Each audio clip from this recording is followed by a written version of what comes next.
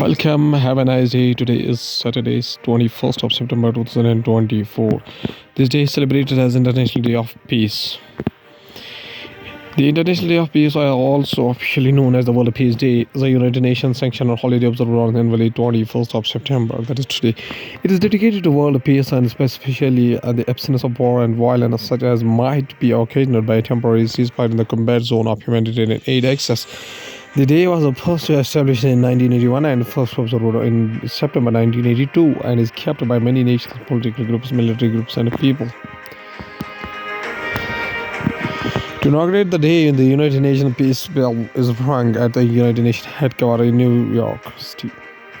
The bell is cast from the coin is donated by the people from all the continents except Africa. It was a gift from the United Nations Association of Japan as a reminder of the human cost of war, and the inscription on its side reads, "Long live absolute world peace."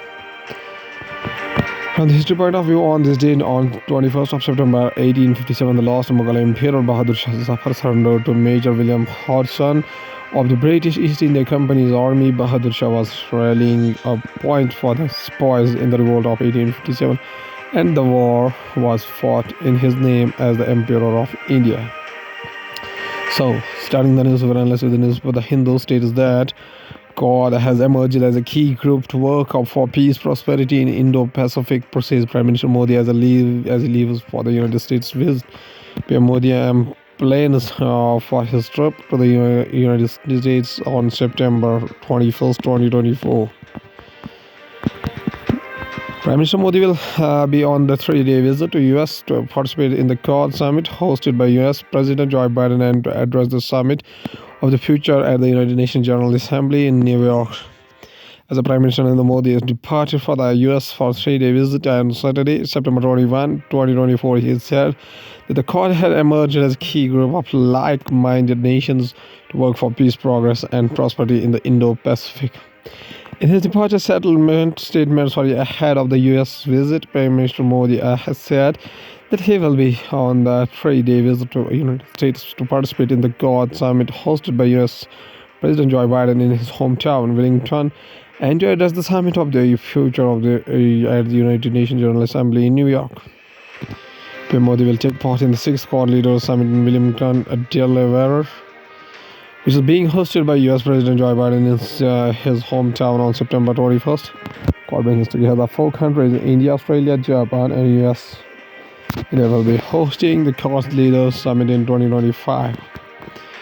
2,681 weapons recovered in the Manipur, of which only 1,200 were looted from police armories. A security advisor says security personnel conducted such operation and area domination in the fringe and vulnerable areas of Hill and Valley district in Manipur. Number of recoveries show that a large number of sophisticated weapons that might have come from outside the country were available with the public, such Kuldeep Singh.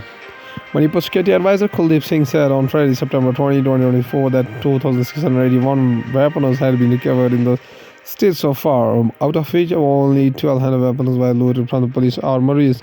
Mr. Singh said that through the more than 6,000 police weapons were looted after ethnic violence erupted in the state on May 3, 2023. The number of recoveries showed that a large number of sophisticated weapons that might have come from outside this country were available with the public. National Achievement Survey 2024 to be held in December month. The survey will cover nearly 5 million students across 792 districts belonging to the class 3, 6, 9 this year. Survey to cover nearly 5 million students across 792 districts belonging to class 3, 6, and 9 this year. The National Achievement Survey NAS 2024 is a large-scale assessment to obtain information about the learning achievements for school students will be taken up on December 4, 2024.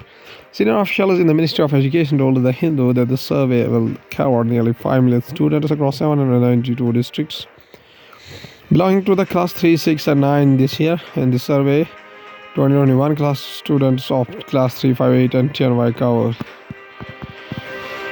Future of high-altitude warfare lies in the use of cutting-edge tech, Army Commander says. The Himtech Symposium 2024 was inaugurated by Northern Army Commander Lieutenant General M.V. Sujendra Kumar at Region Auditorium. Lieutenant General M.V. Sujendra Kumar said the extreme cold reduced oxygen levels. Rough terrain in Ladakh tested both human endurance and equipment. The drone-a-thon conducted by the Army in the Ladakh gave an overview of the capabilities of the Indian industry. In terms of the various types and categories of drones available, officials said on the sidelines of Himtech Symposium, exclusively showcasing high-altitude technologies that began in Leh on Friday.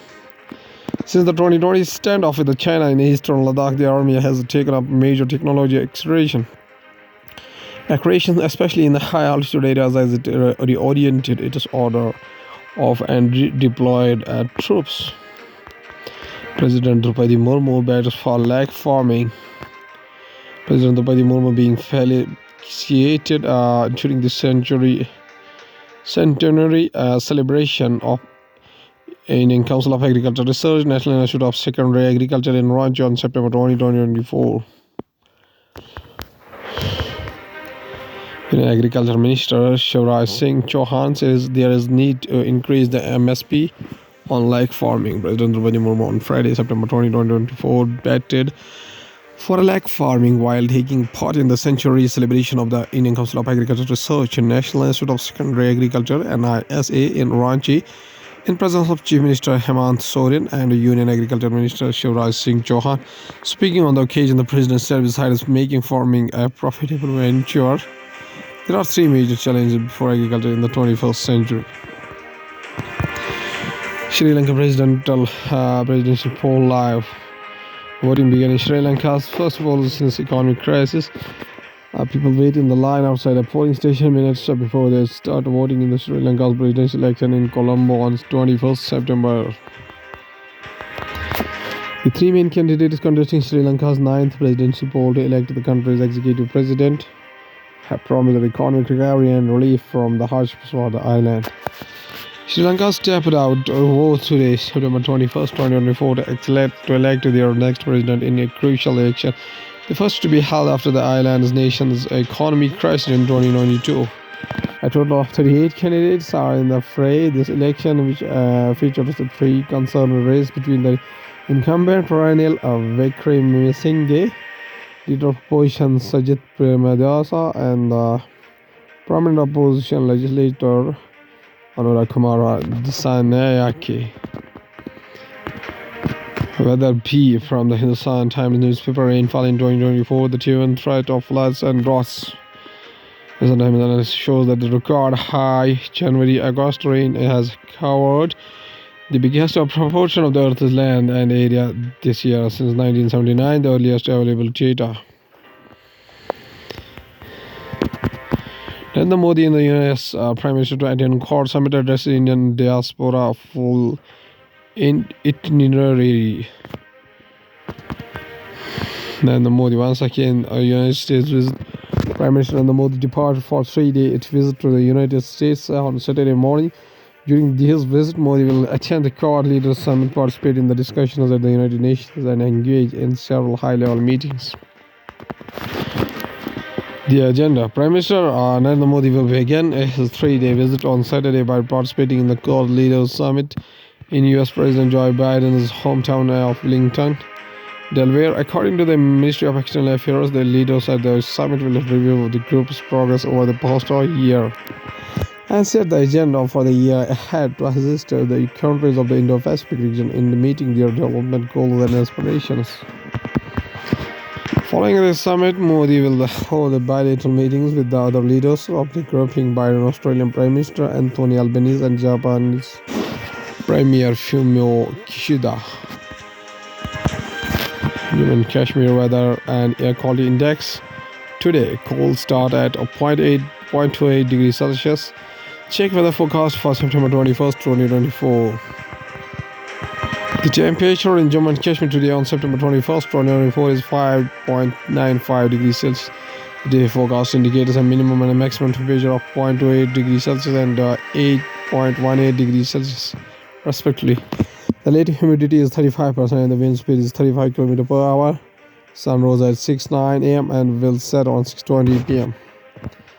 Tomorrow on Sunday, September 22, 2024, Jammu and Kashmir is predicted to experience a minimum and maximum temperature of 1.68 degrees Celsius and 9.75 degrees Celsius respectively. Tomorrow, humidity level will be at 29%. With the temperatures ranging between the 0.28 degrees Celsius and 8.18 degrees Celsius. Prepare for chilly conditions throughout the day. If you are sensitive to cold conditions, you should plan and consider appropriate attire or activities suitable for the prevailing weather. Piyush Goyal to push for early review for trade deal with the ASEAN. Goyal is scheduled to attend the several bilateral meetings during the visit with the counterparts. Union Commerce Minister Piyush Goyal will push for expeditious review of the India-ASEAN trade agreement during his last visit this week, as New Delhi is keen to plug holes in the Pact of 2025, which was signed by the United Progressive Alliance (UPA) in August 2009. Two people aware of the developments. The Prime Minister and the Modi-led government decided to renegotiate the trade deal after the goods from China and non-association of Southeast Asian nations. ASEAN nations are being structured for the ASEAN-India Trade in Goods Agreement (ATIGA), taking advantage of duty concessions, the people said, requesting anonymity. Control the economy of the country from the business point of view, Nifty closed at record highs, but has driven the domestic market. In the last 2 days, the Sensex has gained nearly 1,600 points and Nifty has added 430 points. The border Nifty 50 jumped to 375.15 points, or 1.48%, to finish at lifetime high of 25,790.95 after touch an intraday high of 25,849.25. Oil dips but poised to end week higher on a Fed rate. Cuts lower United States crude stocks. Fed projected further 50 basis points of the rate cuts at the end of this year, a full percentage point of cuts next year, and a further half percentage point reduction in the 2026. Additional support for the oil prices came from a decline in United States crude inventories to a one-year low last week. India decides to retaliate against European Union's steel tariffs cut, citing $4 billion loss. The duties were first imposed in 2018 to discourage steel imports following the steel tariffs imposed on US President Donald Trump. Under the TRQ mechanism, every country is allocated a quota for the export of 26 steel products to the European Union. Members of all the news, including Kenyan court rejects Meta's jurisdiction appeal, allowing content moderators' case to proceed. United Nations urges global action to prevent Israel-Hezbollah war. Trump blames Jewish voters for possible election loss. United States President Joe Biden prepares $375 million arms aid package for Ukraine. South Carolina in United States prepares for the first execution in 13 years. On the trail of the mystery woman whose company licensed exploding figures. The Space Organization will take all precautions before a manned Gaganyaan mission Somnath. From the Science and Tech, we have ISRO Chairman S. Somnath addresses a press conference on the Chandrayaan 4 mission at the National Media Center in the New Delhi on Wednesday. The ultimate vision is building a space station by 2035 and having an Indian land on the moon by 2040, says the ISRO chief. Indian Space Research Organization Chairman S. Somnath said on Friday, September 2024, that the space agency will take all precautions by carrying out a sufficient number of tests before the managed Gaganyaan mission is launched. Speaking to the reporters on the final day of the Bengaluru Space Expo, Mr. Somnath said that the ISRO does not want a situation like that of the Boeing Starliner spacecraft, which recently returned to Earth without the astronauts. You win portal operational on pilot basis with the 6.46 crore registered beneficiaries minister. The minister also highlighted that there has been an increase in the medical colleges and MBBS and PG seats, which would increase in the availability of doctors in the healthcare system. Health Ministry UN's portal developed full digitization of vaccination services for complete vaccination record of pregnant women and children from birth to 17 years under the Universal Immunization Program is operational on pilot basis as of September 16. 100 as of September 16, 6.46 crore beneficiaries have been registered. 1.04 crore vaccination sessions have been held, and 23.06 crore administered vaccine does not have. Doses are being recorded on the portal of Union Health Minister J.P. Nadda said on Friday, while highlighting the key achievements of the ministry of the first 100 days of the government at the press conference. Blockchain smart materials among the innovative projects promoted in Prime Minister's solar scheme. PM Narendra Modi has visited the residents of the beneficiaries of PM Surya Ghar Muft Bijli Yojana. Under this program, companies and individuals can submit proposals which will be pursued by a committee to execute novel ideas connected to rooftop solar installations. As a part of 75,000 crore rupees Prime Minister Surya Ghar Muft Bijli Yojana, the Ministry of New and Renewable Energy (MNRE) has announced rupees 500 crore subcomponent for innovative projects according to the draft notification from the ministry. Under this program, companies and individuals can submit proposals which will be pursued by a committee to execute novel ideas connected to the rooftop solar installations. A new genetic analysis of animals in the Wuhan market in 2019 may help find COVID-19's origin. Scientists are searching for the origins of COVID-19 have zeroed on a short list of animals that possibly helped spread it into people. Scientists are searching for the origin of COVID-19 has zeroed in on a short list of animals that possibly helped spread it into people. And therefore, the hope could allow them to trace the outbreak back to the source. Researchers analyzed genetic materials gathered from the Chinese market where the first outbreak was detected and found that the most likely animals were raccoon dogs, civet cats, and bamboo rats. Scientists suspect infected animals were first brought to the Wuhan market in late November 2019, which then triggered the world pandemic.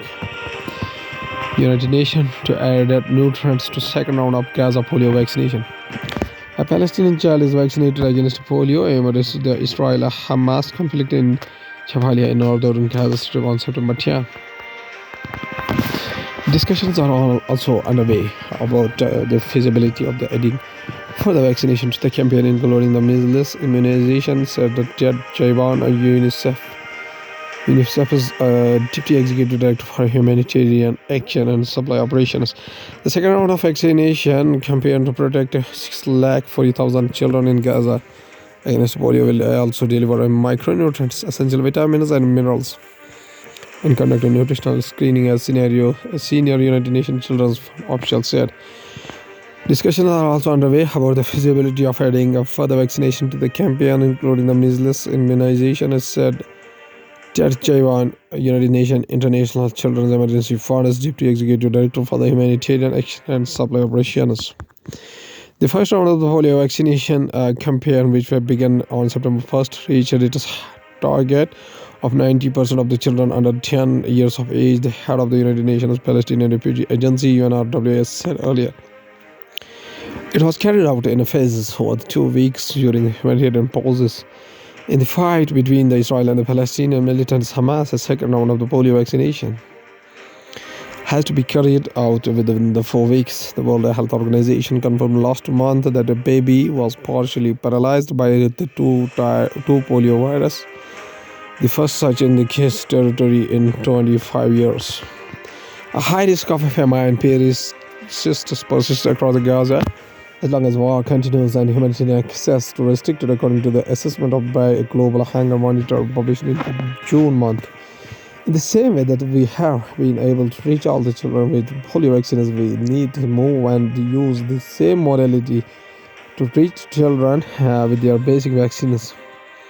These are some of the nutrition and hygienic interventions that are essential to save their lives, Chaiban told reporters after visiting Gaza, the West Bank, and Israel. Those are life-saving interventions, and parties have shown that they can line up when necessary. It needs to happen again, he said. Unsafe food causes 600 million cases of illness, 420,000 deaths annually, World Health Organization chief. World Health Organization Director General Tedros Adhanom Ghebreyesus. Remember the name. WHO Director General Tedros Adhanom Ghebreyesus. Ghebreyesus stressed that the collaboration was essential to ensure safe and accessible food for all, as food system crosses borders and continents. World Health Organization Director General Tedros Adhanom Ghebreyesus on Friday, September 20, 2024, highlighted the critical role of the food regulators in combating unsafe food, which causes 600 million cases of foodborne disease and 420,000 deaths annually. In a video message to the second Global Food Regulators Summit in Delhi, Ghebreyesus said our food systems are facing increasing challenges due to the climate change, population growth, new technologies, globalization, and industrialization. He said that the 70% of fatalities from unsafe food occur among children under 5. Last, there's a famous quotation by a famous politician, jurist, economist, who is known by his famous name, Dr. Bhimrao Ramji Ambedkar, birth anniversary 14 April 1891. Up to 6 December 1956, was an Indian jurist, economist, social reformer, and a political leader who headed the committee drafting the Constitution of India from the Constituent Assembly, debated, served as law and justice minister in the first cabinet of Jawaharlal Nehru, and aspired to the liberation movement after denouncing Hinduism. After graduating from the Elphinstone College, University of Bombay, Ambedkar studied economics at Columbia University and the London School of Economics, receiving doctorates in 1927 and 1923, respectively. He was among the handful of Indian students to have done so at either institution in the 1920s. He also trained in the law at Gray's Inn, London. In his early career, he was an economist, professor, and lawyer. His later life was marked by his political activity. He became involved in campaigning and negotiation for the partition, publishing journals, advocating political rights and social freedom for Dalits, and contributing to the establishment of the State of India. In 1956, he converted to Buddhism, initiating mass conversions of Dalits. In 1990, the Bharat Ratna, India's highest civilian award, was posthumously conferred on Ambedkar. The salutation Jai Bhim, used by followers, honors him. He is also referred to by the nickname Baba Sahib, meaning respected father. Bhimrao Ramji Ambedkar says a very famous quotation. He said that justice always evoked ideas of equality, of proportion, of compensation. In short, justice is another name of liberty, equality, and fraternity. Jai, thank you.